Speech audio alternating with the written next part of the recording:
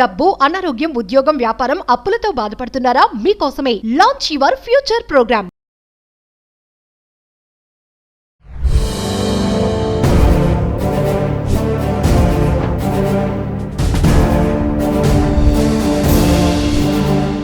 Hi hello నమస్తే, welcome back to Suman TV. ప్రస్తుతం మనతో పాటు ఉన్నారు consumers affairs committee chairman Mandadi Krishnareddy గారు. సార్తో మాట్లాడదాం.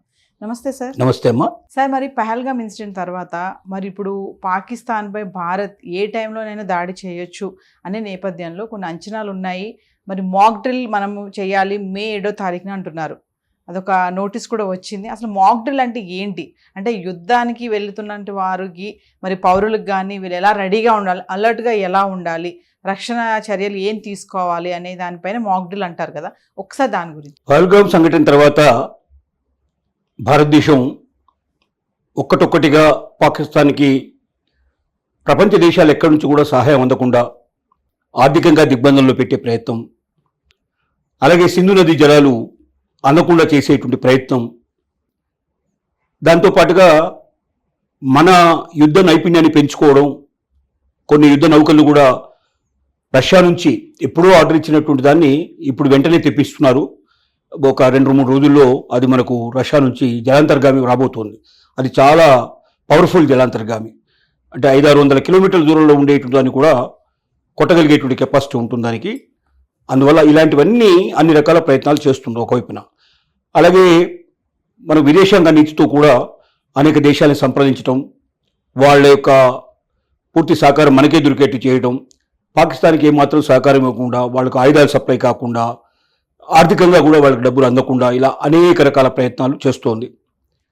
దాంట్లో భాగంగా రేపు 7వ తారీఖు నాడు మాక్ డ్రిల్ ఒకటి పెట్టుకుంది. అంటే పౌరులకి యుద్ధ సమయం లోపల వాళ్ళు జాగ్రత్తగా ఎలా ఉండాలి, గాయపడకుండా ఎలా ఉండాలి, యుద్ధంలో చనిపోకుండా ఎలా ఉండాలి, సడన్గా ఒకవేళ శత్రువు దాడి చేసినట్టయితే దాని నుంచి రక్షణ పొందడం ఎట్లాగా, ఇలాంటివన్నీ కూడా వాళ్ళకి నైపుణ్యత కలిగించేందుకోసం ప్రత్యేకంగా ఒక షో లాంటిది, ఒక ప్రదర్శన లాంటిది. అది మాక్ డ్రిల్ అనేది ఒక ప్రదర్శన, అంటే చేసి చూపిస్తారు అన్నట్టు, ప్రత్యక్షంగా చేసి చూపిస్తారు. అంటే సైనికులు చేస్తారు, సామాన్య పౌరులు కూడా కొంతమంది దాంట్లో ఇన్వాల్వ్ చేస్తారు.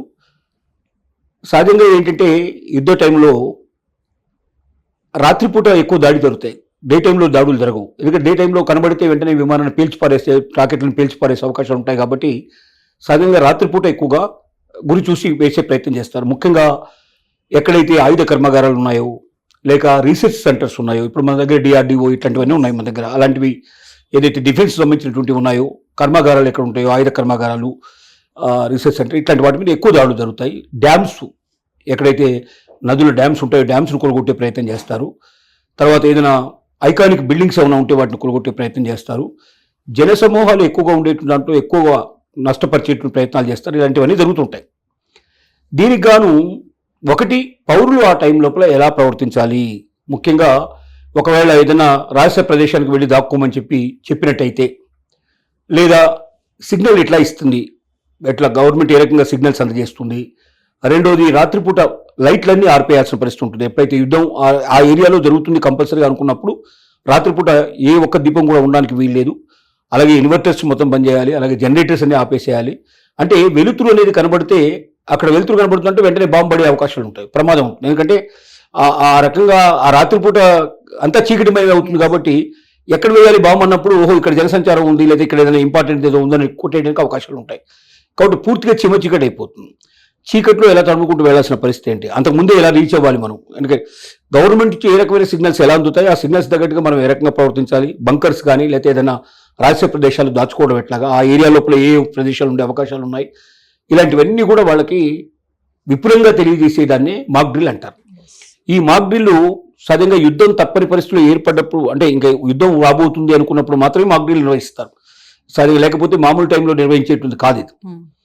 అలాగే మనకు విమానాలు దిగడానికి కూడా ఇప్పుడు రోడ్లను కూడా విమానాలు దిగడానికి ఉపయోగిస్తారు. ఒక్కోసారి పెద్ద పెద్ద రోడ్లు ఏవైతే ఉన్నాయో ఆల్రెడీ కొన్ని ఐడెంటిఫై చేశారు మొత్తం ఇండియా లోపల. ఎక్కడైతే విమానాశ్రయాలు దగ్గరగా ఉండవో, సడన్గా ఏదైనా యుద్ధ వాతావరణం లోపల తప్పనిసరిగా దిగాల్సి వస్తే రోడ్డునే ఒక రకంగా వాళ్ళు దీన్ని వే కింద మార్చుకొని అక్కడ విమానాలని దింపేస్తారు. అది ఎక్కడ ఆ ప్రదేశాలు ఎక్కడ అప్పుడు ఏంటంటే అక్కడ ఏమీ వాహనాలు ఇట్లా పోవడానికి వీల్లేదు, అలాంటి వాటిని స్టాప్ చేయాల్సిన పరిస్థితి ఏర్పడుతుంది. ఇలాంటివన్నీ రకరకాలుగా ఉంటాయి, ఒకటి కాదు ఎన్నో రకాలుగా ఉంటాయి దీంట్లో. రెండోది, ఎవరైనా గాయపడితే ఎవరికైనా వైద్యం కావాల్సి వస్తే సడన్గా సామాన్య పౌరుడు కూడా ఎలాంటిది ఎమర్జెన్సీగా ఏమందించాలి, అప్పటికప్పుడు మనిషి మరణించకుండా కావాల్సింది ఏమిటి. తర్వాత ఎవరైనా ఏదైనా బాంబు దాగిరికో దీనికైనా ఒకరు గాయపడ్డారనుకోండి, గాయపడితే వెంటనే చిన్న చిన్న ప్రథమ చికిత్స చేసి అతను అక్కడి నుంచి తొలగించేసేసి తర్వాత వాళ్ళకి మనం ఏదైతే వైద్య సదుపాయాలు ఉన్నో వాళ్ళకి అందించేటువంటి అవకాశాలు ఉంటాయి.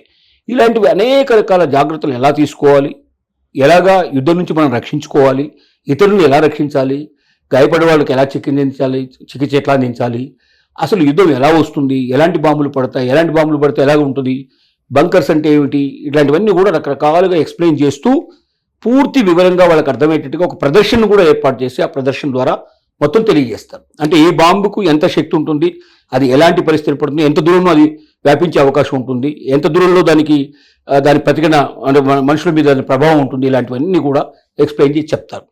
అయితే ఇది ప్రస్తుతానికి భారతదేశం మొత్తం కాకుండా ఎక్కడైతే ప్రభావిత ప్రాంతాలు ఉంటాయి, అంటే ఇప్పుడు పాకిస్తాన్కు అతి దగ్గరగా ఉండే ప్రాంతాలు ముఖ్యంగా పంజాబు, హర్యానా, అలాగే మనకు హిమాచల్ ప్రదేశ్, ఇటు వస్తే గుజరాత్, ఇలాంటివన్నీ కొన్ని ప్రదేశాలు, అటు జమ్మూ కాశ్మీరు, ఇవన్నీ కూడా పాకిస్తాన్ పక్కపక్కనే ఉండేటువంటి దేశాలు అంటే రాష్ట్రాలు ఇవి. ఈ రాష్ట్రాల మీద మొట్టమొదటి ప్రభావం ఉండే అవకాశం ఉంటుంది. కాబట్టి ఈ రాష్ట్రాల్లో ఉండేటువంటి ప్రభావంలో ముందు హెచ్చరిక చేస్తూ వాళ్ళకంతా పూర్తిగా ఎక్స్ప్లెయిన్ చేసే ప్రయత్నం చేస్తూ ఉన్నారు. ఇది పొద్దున ప్రారంభమై సాయంత్రం దాకా మొత్తం టోటల్ ఇన్ఫర్మేషన్ అంతా ఇస్తారు కంప్లీట్గా. డౌట్స్ ఏమైనా ఉంటే వాళ్ళు ప్రజలు వ్యక్తం చేసే ఆ డౌట్స్ను కూడా వాళ్ళు తీర్చే ప్రయత్నం చేస్తారు. అక్కడ ఉండే మీడియాకు కూడా మొత్తం ఇన్ఫర్మేషన్ అందిస్తారు. ఆ తర్వాత మళ్ళీ సోషల్ మీడియా ద్వారా అందరి ప్రజలకు అర్థమయ్యేటట్టుగా చేయడానికి ప్రయత్నం చేస్తారు. ఒక అవేకనింగ్ అంటే ఒక సడన్గా యుద్ధం వస్తే బెదిరిపోయి చాలామంది వెంటనే హార్ట్ అటాక్లు వచ్చే అవకాశాలు కూడా ఉంటాయి. వాటన్నిటి నుంచి రక్షిస్తూ సామాన్య ప్రజలకు సరైన రక్షణ కల్పించాలనే ఉద్దేశంతో చేసేదే మాక్ డ్రిల్. అంటే ఈ మాక్ డ్రిల్ అనేది జనసంచారం ఉన్న దగ్గరికే వెళ్ళి చేస్తారా సార్?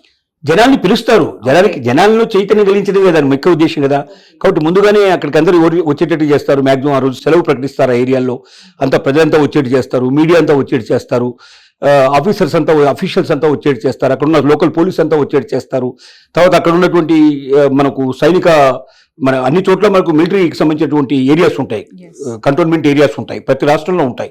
సో అక్కడ నుంచి కూడా లోకల్గా ఉండేటువంటి మిలిటరీని కూడా మొత్తం తీసుకొస్తారు. దీని ఉద్దేశం అందరినీ ఒకేసారి అవేకనింగ్ చేయడం, ఒకసారి అందరిలో ఒక చైతన్యం తీసుకురావడం. అంటే ఇక నిద్రపోతున్న వాళ్ళని కూడా లేపడం అన్నట్టు ఒక రకంగా.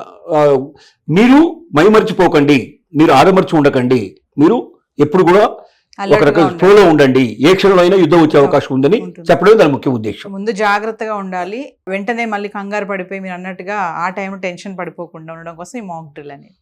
Thank you sir. నమస్తే.